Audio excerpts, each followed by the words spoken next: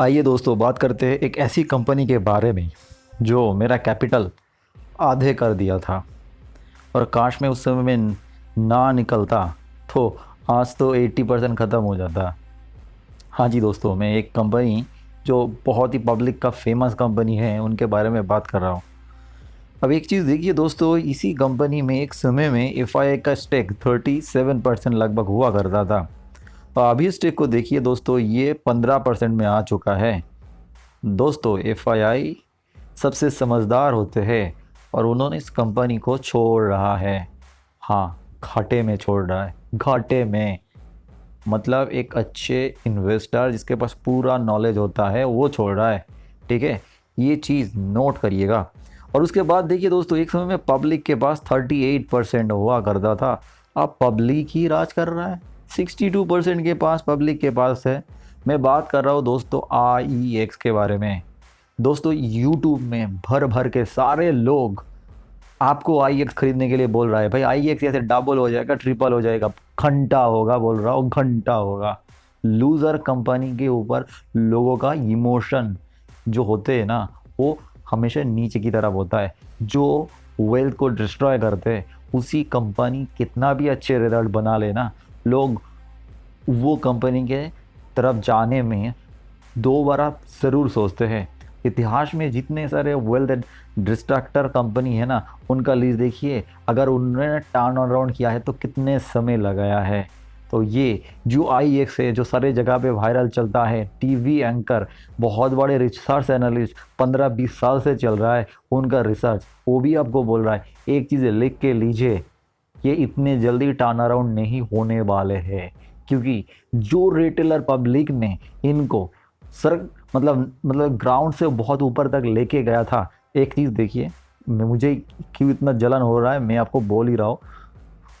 इसका P multiples को देखिए दोस्तों, एक समय में इसका पी मल्टीपल्स था यार 100 के पास, 100 के पास, अभी 40 के पास चल रहा है। मैं तो बोलूँगा अगर ये 10 मल्टीपल में भी आ जाए तो मैं भी नहीं खरीदने वाला। और मेरे जैसे सोचने वाले जो 2020 में जितने सारे रिटेल पब्लिक आए हैं, जिन्होंने इस कंपनी से बहुत बड़ा घाटा उठाया है, वो नहीं करने वाले हैं। अब एक चीज़ देखिए, आप एक पॉजिटिव चीज़ देख पाएंगे। यार तू तो बोल रहा है यहाँ पे 17% DII है, आप देखो DII इतने परसेंट है, मतलब कंपनी टर्न अराउंड होने वाले हैं। अगर आपको लगता है टर्न अराउंड हो रहा है तो आप इन्वेस्ट करिए, बट सिर्फ DII का यहाँ पे इंटरेस्ट बढ़ रहा है, वो देखकर मैं खुश नहीं हूँ। क्यों नहीं खुश हूँ? क्योंकि ज़्यादा मात्रा पे FII सेलिंग कर रहा है और रिटेल में सारे भर रहा है। जितने परसेंट FI सेल कर रहा है उतना परसेंट तो यहाँ पे DII नहीं खरीद रहा है। जो मल्टीपल 100 तक लेके गया था PE रिटेल भाई साहब ने, उनका ये लोग नहीं भर पाएगा। अब 40 में भी खरीदने के लिए लोग तैयार नहीं है। मैं आपको एक के बाद एक पेड ग्रुप दिखाऊंगा। मैं बहुत सारे पेड ग्रुप के साथ कनेक्टेड हूँ, सब बोल रहा है IEX का प्राइस 100 से नीचे आने वाले हैं। आज भी मुझे 2 पेड ग्रुप से आया IEX का 120 का PE जो होता है ना, वो खरीदने के लिए। मतलब उन सब का व्यू नीचे की तरफ है। अब दोस्तों जो रिजल्ट भी पब्लिश हुआ है ना, आपको लग रहा है यार नेट प्रॉफिट में तो यहाँ पे और भी इम्प्रूवमेंट हुआ है, मतलब और खरीदनी चाहिए। बट दोस्तों प्रॉफिट आया कहाँ से? ज़्यादातर अदर्स इनकम इन लोगों को भर रहा है। ओरिजिनल जहाँ पे प्राइस आना, जो सेल्स में आना चाहिए था रेवेन्यू, उसमें तो भाई लास्ट 3 क्वार्टर में घटे हैं। मतलब कंपनी का जो मोनोपोली चलता था वो अब नहीं रहा है। बहुत सारे स्टेट्स जो है इनके साथ काम करने के लिए और तैयार नहीं हैं।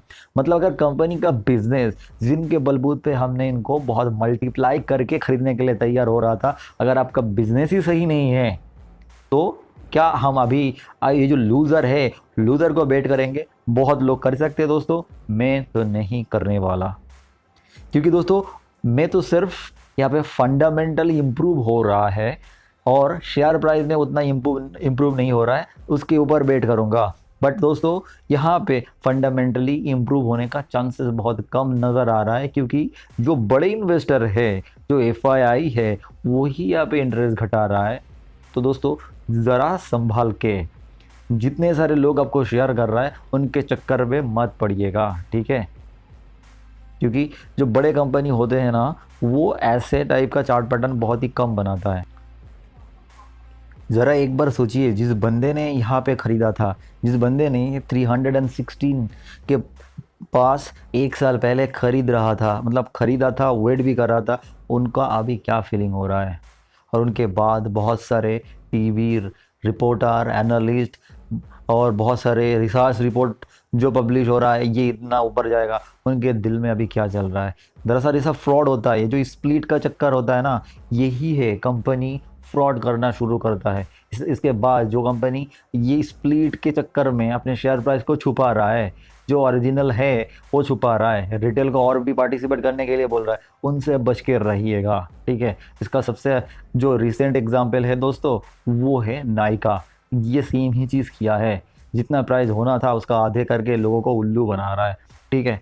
और बच के रहिएगा, क्योंकि नायका से भी मुझे तगड़ा झटका लगा है। और ये जो लेके आ गया है ना, मतलब ये ऊपर का पूरा माल खा गया ना, ये ऊपर से, मतलब वो ऊपर से ये तो 66% डाउन है, 60% डाउन है, ये और भी नीचे आने वाला है। थोड़ा इंतज़ार करिए, थोड़ा इंतज़ार करिए, क्योंकि इसका बिजनेस ही ठीक नहीं है। और प्लीज़ आप इस कंपनी से बच के रहिए।